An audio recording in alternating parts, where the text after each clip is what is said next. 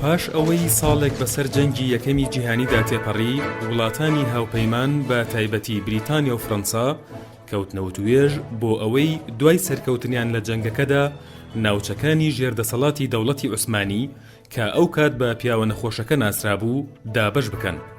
بریتانیا و فەڕەنسا پیانوا بوو هەڵە دەکەن ئەگەر رووسیا لەو ڕێکەوتنامەیەدا بەشداری پێ نەکەن. بۆ ئەم مەبەستەش هەردوو جەنڕاڵ سایکس و پیکۆ سەردانی رووسیایان کردو لەگەڵ سازانۆڤ وەزیری دەرەوەی ئەو کاتەی رووسیا کۆبوونەوە.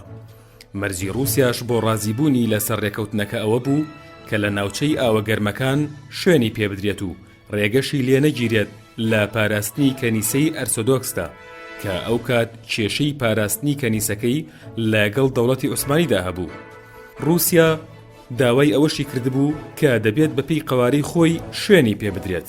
لە ئەنجامدا بە بەشداری ئەو سێ وڵاتە و لە 16 پێنجی 1916 ڕێککەوتنامەی سایکس پیکۆ واژۆکرا و ناوچەی خۆرهەڵاتی ناوەڕاستیان دابەش کرد.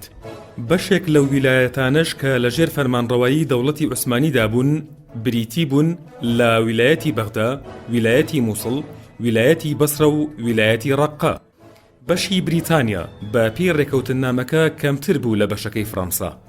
ناوچەی خۆرئاوە کە سووریا و لوبنان و ناوچەی مووسڵی دەگرتەوە بەرفرەنسا کەوت. بەشەکەی بریتانیاش لە باشووری وڵاتی شامەوە دەستی پێدەکرد تا خۆرهەڵات کە هەردوو ویلایەتی بەغدا و بەسڕای دەگرتەوە.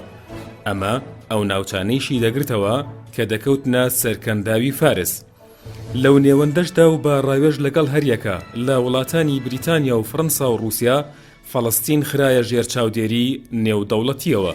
ڕێککەوتنی سایکس پیکۆ باسی لەوەش کردووە کە بریتانیا هەردوو بەندەری عەکا و حەیفا بداتە فەڕەنسیەکان و مافی بەکارهێنانیانی هەبێت. لە بەرامبەریشدا فەڕەنسیەکان دەسەڵاتی بەکارهێنانی بەندەری ئەسکەندەرۆنە بدەنە بریتانیەکان.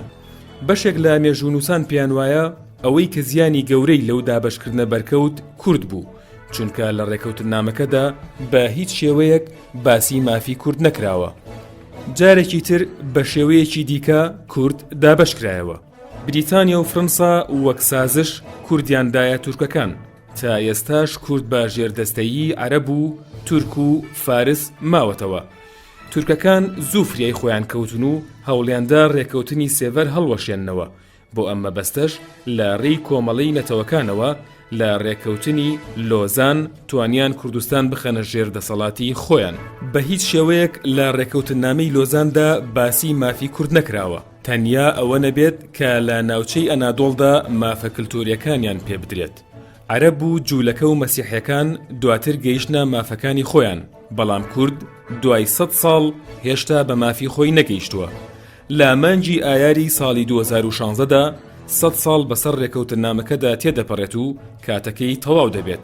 ئایا دوای 100 ساڵ و تەواوبوونی ماوەی یاسایی ڕێکەوتنامەکە چارەنووسی کورد بەچۆ دەگات و سیاسیەکانی کورد ئامادەکاریان کردووە بۆ ئەوەی کورد ببێتە خاوەن دەوڵەت؟